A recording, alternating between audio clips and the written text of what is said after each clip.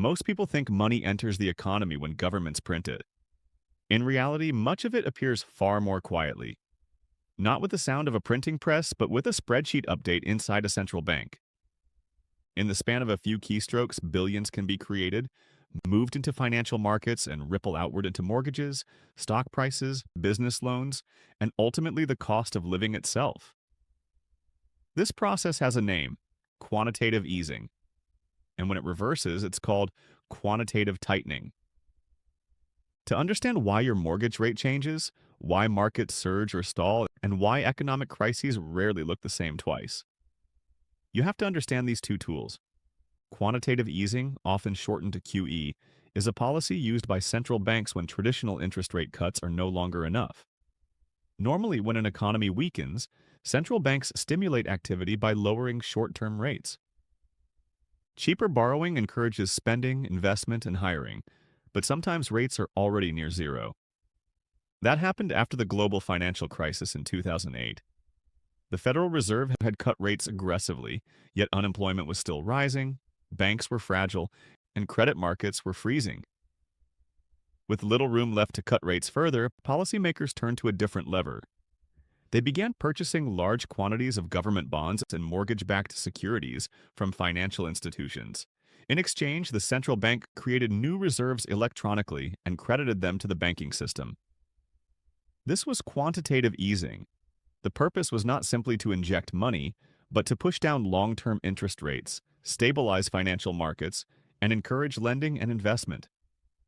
By buying bonds in massive scale, central banks raised their price and lowered their yield.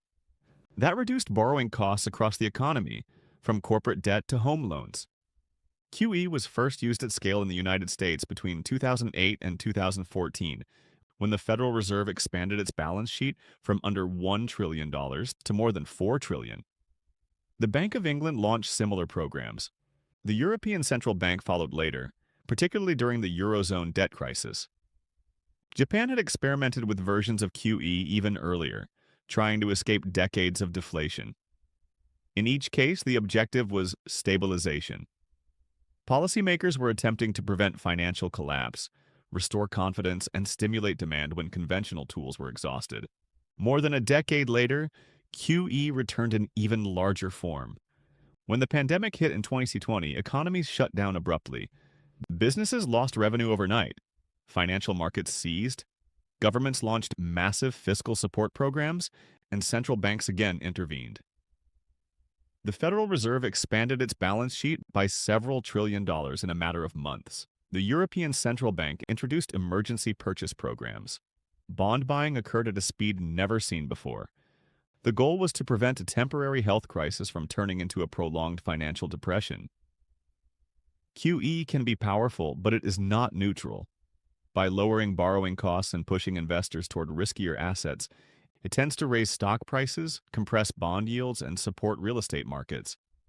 It also increases the amount of liquidity circulating through the financial system. While that can stabilize economies in crisis, it can also contribute to asset bubbles or inflation if maintained too long or combined with strong fiscal stimulus. Eventually, central banks face the opposite challenge. When inflation rises or financial conditions become too loose, policymakers attempt to withdraw that extraordinary support. This process is known as quantitative tightening, or QT. QT is essentially the reverse of QE. Instead of purchasing bonds, central banks allow them to mature without reinvesting the proceeds, or they actively sell them back into the market. This reduces the size of the central bank's balance sheet and drains liquidity from the financial system. The intention is to nudge long-term interest rates higher, cool credit growth, and bring inflationary pressure under control. The Federal Reserve first attempted QT between 2017 and 2019, after years of post-crisis stimulus. It allowed bonds to roll off its balance sheet gradually. Financial markets reacted nervously, and tightening ended sooner than expected when growth slowed. QT returned more forcefully in 2022, after inflation surged worldwide following the pandemic recovery. The Fed began shrinking its balance sheet again while also raising interest rates rapidly. Other central banks, including the Bank of England, initiated similar balance sheet reductions. This shift marked a transition from emergency support to restraint. The contrast between QE and QT reflects the broader role of modern central banks. They are not only setting short-term interest rates, but actively shaping financial conditions through the size and composition of their balance sheets.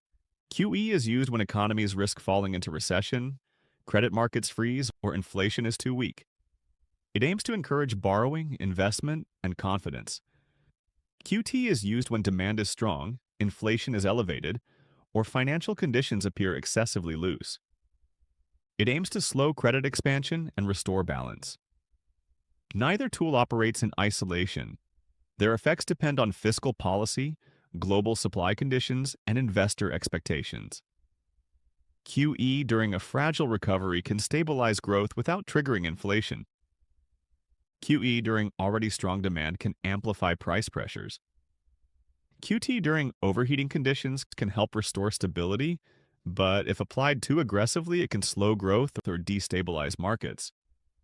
These policies shape more than financial headlines. They influence mortgage rates, corporate hiring decisions, stock market valuations, pension fund returns, currency strength, and ultimately the purchasing power of households. When central bank balance sheets expand or contract, the effects travel far beyond the bond market. Quantitative easing and tightening are not abstract technical operations.